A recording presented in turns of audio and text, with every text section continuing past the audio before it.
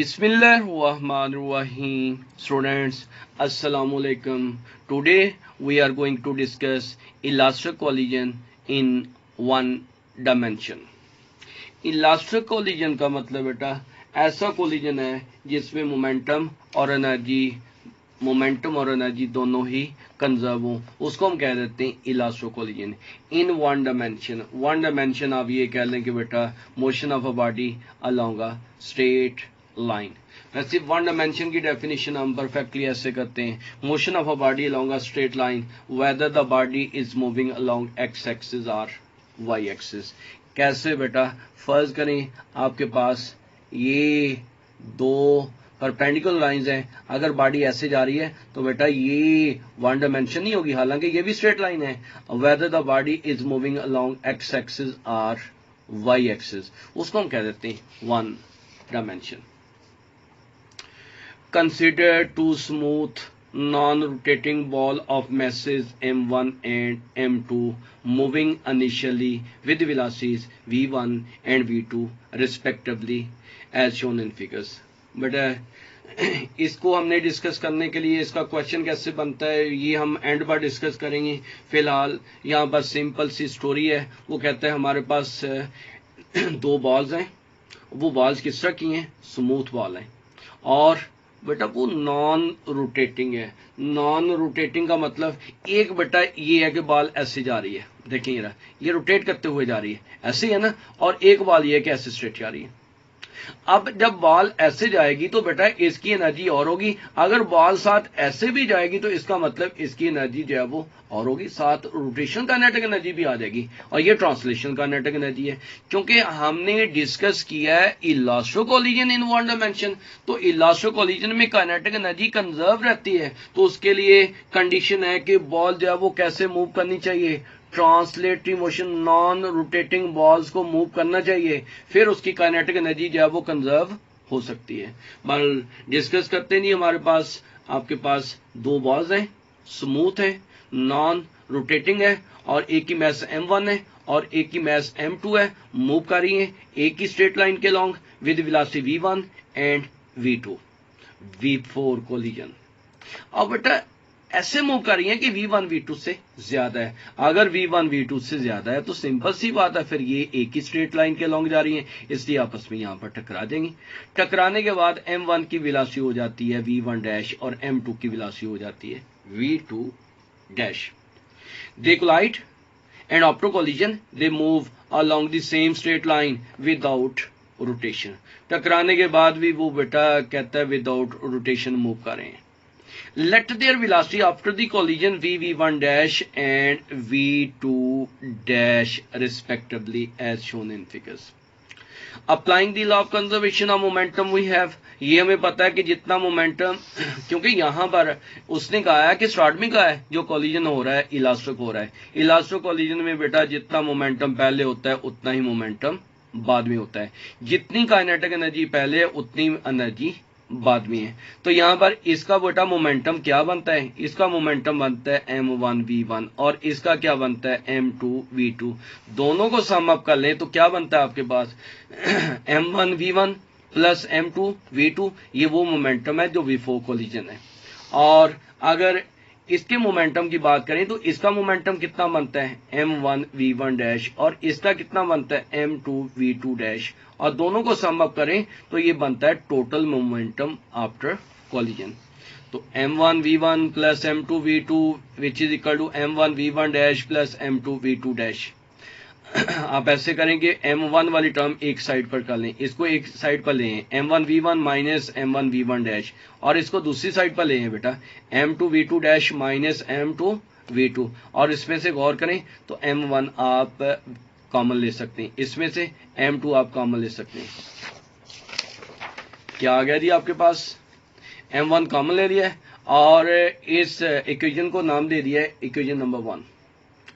As collision is elastic, so kinetic energy is also conserved. From the conservation of kinetic energy we have, क्योंकि article हम discuss कर रहे हैं elastic collision in one dimension, इसका मतलब ये है कि उसमें मोमेंटम भी कंजर्व है। मोमेंटम कंजर्व का मतलब जितना मोमेंटम टकराने से पहले उतना मोमेंटम टकराने के बाद, ऐसी जितनी काइनेटिक एनर्जी टकराने से पहले उतनी काइनेटिक एनर्जी टकराने के बाद। तो पहली बॉडी की काइनेटिक एनर्जी कितनी बनती है 1/2 m1v1 स्क्वायर। दूसरी बॉडी की काइनेटिक एनर्जी कितनी बनती है 1/2 m2v2 स्क्वायर। यहां पर प्लस साइन डाल दें तो ये क्या बनती है total kinetic energy before collision. Second body की फर्स्ट बॉडी की kinetic energy after collision 1/2 m1v1 dash square. Second body की kinetic energy after collision 1/2 m2v2 dash square. Plus sign डाल दें तो ये बनती है total kinetic energy after collision. बेटा 2 से मल्टीप्लाई करते हैं इसको भी इसको भी इसको भी इसको भी, तो यहां से 1/2 कैंसिल हो जाएगा। फिर आपके पास टर्म क्या आ गई है m1v1 plus m2v2 m1v1 dash square plus m2v2 dash square. Once again m1 वाली टर्म एक साइड पर कर लें। जब आप इसको उठाकर इधर लाएंगे तो नेगेटिव हो जाएगी, इसको उठाकर इधर ले जाएंगे तो ये नेगेटिव हो जाएगी, और इसमें से m1 कॉमन ले लें m1 और इसमें से m2 कॉमन ले लें, और आपके पास क्या बन गया और ये आपने पढ़ा हुआ है जब आप छोटे थे क्या a square minus b square. आपको पता है जब a square minus b square हो तो उसको एक दफा प्लस करके लिखते हैं और एक दफा माइनस करके। तो ये आपके पास क्या आ गया v1 माइनस v1 डैश, ये माइनस करके लिखती है, दूसरी दफा प्लस करके लिखती है। ऐसे ही बेटा इसको एक दफा माइनस करके लिखा है, एक दफा प्लस करके। अब आप ऐसे करें कि एक इस इक्वेशन का नाम रखती है इक्वेशन नंबर 2 बेटा, इस dividing equation number 2 by equation number 1। तो जब आप दोनों को डिवाइड करते हैं बेटा m1 से m1 कैंसिल होता है, इस टर्म से ये कैंसिल होती है, m2 से m2 कैंसिल होता है, यहां से ये कैंसिलेशन हो जाती है। तो फिर आपके पास क्या बच जाता है v1 plus v1 dash which is equal to v2 dash plus v2। v dash वाली टर्म को एक साइड पर कर लें, ये बगैर डैश के है, ये इधर आ गई v1 माइनस v2, और ये इधर जाएगा माइनस बन गया बेटा। और जब ये माइनस बन गया इसमें से माइनस को कॉमन ले लें तो क्या बन गया v1 माइनस v2, और इधर क्या आ गया माइनस, और इधर क्या आ गया v1 डैश और माइनस v2। अगर आप देखना चाहते हैं कि इस टर्म में इसको दोबारा ब्रैकेट को बेटा ओपन कर लें, जब ब्रैकेट को ओपन करेंगे तो ये नेगेटिव क्या हो जाएगा पॉजिटिव हो जाएगा, इसका मतलब ये वही टर्म बन गई। अब यहां पर v1 माइनस v2 से क्या मुराद है देखते हैं बेटा। अगर आप ये कहते हैं आपके पास ये बॉडी है, इसकी मास m1 है और ये मूव कर रही है 10 मीटर पर सेकंड की स्पीड से v1, और ये आपके पास है m2 और ये v2 है और ये भी 10 मीटर पर सेकंड की स्पीड से मूव कर रही है। आपको पता है बेटा एक ही स्ट्रेट लाइन के अगर अलोंग जा रही हैं तो ये आपस में कभी टकरा नहीं सकती, क्योंकि दोनों की रिलेटिव जो वेलोसिटी है, रिलेटिव वेलोसिटी का मतलब जो एक दूसरे के लिहाज वेलोसिटी है वो बेटा कितनी है 0। लेकिन अगर आप इसकी वेलोसिटी कर लेते हैं 15 और ये 10, फिर ये आपस में टकरा जाएंगी। अब अगर गौर करें ये इसकी वेलोसिटी इसके लिहाज से कितनी है 5, ये 15 इसकी वेलोसिटी किसके लिहाज से है उस बॉडी के लिहाज से है, उस पर्सन के लिहाज से है जो एट रेस्ट पोजीशन पर है। लेकिन इसके लिहाज से स्पीड कितनी है बेटा 5। कैसे किया आपने 15 माइनस 5, इसका मतलब ये आपको पता था 15 है ये 10 है इसलिए, लेकिन अगर ना पता होता तो v1 माइनस v2।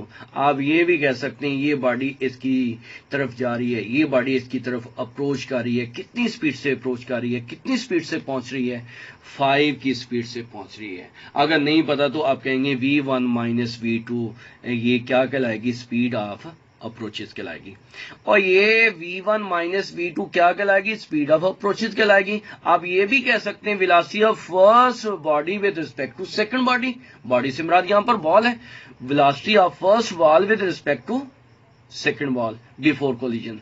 और v1 माइनस v2 डैश ये क्या है velocity of second body, velocity of first body with respect to second body after collision. अगर इसके साथ बेटा नेगेटिव साइन आ जाए तो इसका मतलब अगर ये इसकी तरफ अप्रोच कर रही है तो ये इससे सेपरेट हो रही है, इसको हम कहेंगे स्पीड ऑफ अप्रोचेस और इसको हम कहेंगे स्पीड ऑफ सेपरेशन। इसको हम कहेंगे स्पीड ऑफ अप्रोचेस और इसको हम कहेंगे स्पीड ऑफ सेपरेशन भी कह सकते हैं, स्पीड ऑफ रीसीडिंग भी कह सकते हैं। रीसीड का मतलब बेटा पीछे हटना है। इसका मतलब इनकी रिलेटिव वेलोसिटी आपस में इन मैग्नीट्यूड इक्वल है, लेकिन नेगेटिव का मतलब एक दूसरे की क्या है, अपोजिट है। देखते हैं क्या लिखा है, velocity of first ball relative to second ball before collision, velocity of second ball relative to first ball after collision. It means that relative velocity before and after collision has same magnitude but are conserved after the collision. In other words, equation number 3 can be written as velocity of